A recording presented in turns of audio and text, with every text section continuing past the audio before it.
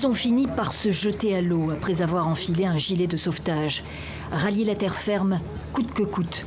À bord, d'autres sont à bout de nerfs.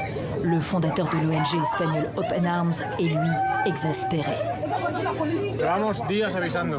Ça fait plusieurs jours qu'on avertit. Il y a des gens qui se jettent à l'eau.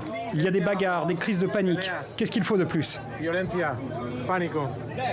Intenable, Oscar Camps a lancé l'alerte samedi, faisant état d'une situation explosive et d'un risque élevé de suicide. Le navire humanitaire est en stand-by depuis 2 semaines à quelques milles de l'île italienne de Lampedusa. Plus d'une centaine de migrants en attente d'accueil. L'Italie, dit-il, a un devoir d'assistance. Samedi, 27 personnes ont effectivement pu débarquer en Italie. Rome a lâché la bride sur les mineurs non accompagnés à contre-cœur.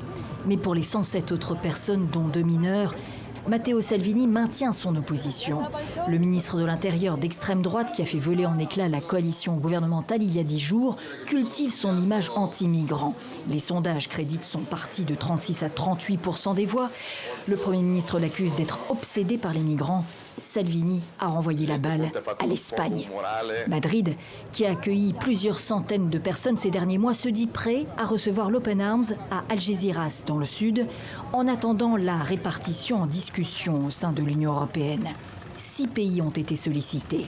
La France est prête à accueillir 40 migrants de son côté, pourvu qu'ils soient éligibles au statut de réfugiés. Une solidarité européenne du bout des lèvres et un autre navire qui se profile à l'horizon, l'Océan Viking, 350 migrants à bord. Pour l'Open Arms, il n'est pas question de repartir vers l'Espagne. 6 jours de navigation supplémentaires seraient nécessaires.